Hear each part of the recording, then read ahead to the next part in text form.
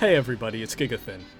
With the new Xenoblade trailer that released the other day, I think now's the perfect time for another crackpot theory based on little to no information. Spoilers on each numbered game, obviously. So the main game didn't end up being this massive crossover like a lot of people, including myself, had initially believed. This new trailer though... Guess who's back, bitches? Wow, that's a lot of fan service. So right off the bat, looking at their designs, now we have confirmation that Shulk is the mentor to founder Reed, and Rex is the mentor to founder Cassini. As to whether or not they'll be playable, I think they'll be relegated to hero characters like Melia and Nia. This character with the ponytail looks strikingly similar to Faye from Xenogears. People have been making the same comparison to the statue of founder Vandham. Curiously, in the main game the party comments that the statue looks like Noah, and he also seems to have this strange gauntlet just like Noah when he unsheathes Lucky 7.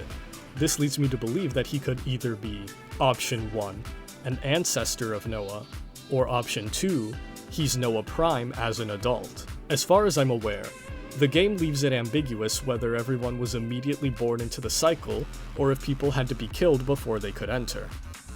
Considering his similarity to Shulk, maybe Founder Ortiz will demonstrate that he can be reborn even though the original Shulk still exists. Vandham's statue also states that he defeated N at the original city, another example of N having to fight himself. But since N was reborn multiple times before he became Mobius, that raises the question of how old the Ouroboros are in this expansion.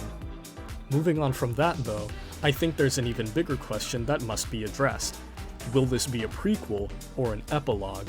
It would make the most sense for this to be a prequel, since some of the founders are here, Alvis is here, who's known to have created universes in the past, and there are plenty of unanswered questions in the main game, like Riku and the 7th founder's identities. We also seem to be exploring a region that wasn't present in the main game, possibly before it was wiped out by an annihilation event. I do think there's potential for this to be an epilogue though. Imagine this. Noah and the Ouroboros destroy Ionios and escape the Endless Now. Origin separates both universes, and now it has to restart the process of combining them, this time uninterrupted by Mobius. Now the original Ouroboros find themselves in the true Ionios that was meant to be from the start, hence why we have this new area we didn't explore in the main game. Perhaps the people in this new Ionios will have faint memories of their previous lives lingering, like we see in the ending with Noah recognizing the off-seeing duet. If this ponytailed character really is Noah Prime, it would have to take place years after the merge actually occurred, since Noah was only around 10 years old when it took place. To answer remaining questions from the main game, these characters might have flashbacks to their old lives in the original Ionios. But you might be asking, why make an epilogue when a prequel would be much more straightforward? Takahashi said in an interview shortly after 3 released that this will be the end of the Klaus saga.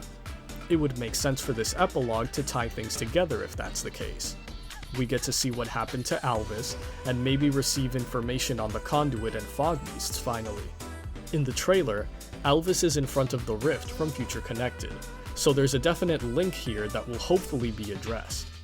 Now that Mobius has been dealt with, the people of the new universe will learn the true nature of the Conduit from Alvis, or whatever unknown force is controlling him. As the climax to the Klaus saga, this could establish the new universe that the rest of the series will take place in, or maybe this will be one big send-off to the 1, 2, and 3 universes, and the series will continue in another universe linked to the Conduit. I presume this game is going to be around the same length as Torna. That means that, like Torna, it can focus its story exclusively on what matters without needing to pad things out, so it can dump as much lore on us as it needs to. While collecting footage though, I noticed something that might tear this epilogue theory apart.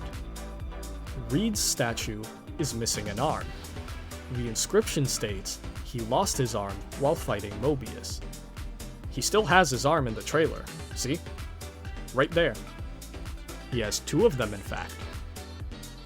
So this could be a Snake Eater situation where you know he's gonna lose his eye. Or, if you want to huff some copium, you could say that since this takes place in the real Ionios, it's a different future, so Shulk doesn't have to fight Mobius and lose his arm. If I had to guess why Alvis is an enemy this time around, I think it's because he's trying to fulfill Shulk's wish for humans to decide the fate of the universe. Since everybody wanted the Endless Now, he became Consul A, and he was the one responsible for creating Mobius. I don't think he's outright villainous, but we've seen in the past how easily he switches sides as a heartless machine! Another possibility is that he's being controlled by something beyond the conduit. Or, this is just a good old case of trailer misdirection, and everything's out of context and lines from different scenes might be in here. Also, can we get an F in the chat for Al Weaver? I'll admit his performance at the start of Xenoblade 2 was a little rough, but he got much better by the end. But assuming that was Rex talking in the trailer, it sounded absolutely nothing like how he used to. So either Al Weaver has amazing range that I had no idea about, or they went out and replaced him. Also, why the hell is Alvis using the Monado 1 in this scene instead of the Monado 3? Either 1, this isn't the real Alvis. Option 2, whoever's commanding him doesn't have access to his full power. Or option 3, the most likely one if you ask me, the devs don't have a new Monado 3 model yet, so they're using this one as a placeholder. Yeah, it's probably just an oversight for this trailer. Anyway, let me know in the comments what you think of my deranged ramblings today. Leave a like and subscribe for more content too. Catch you in the next one.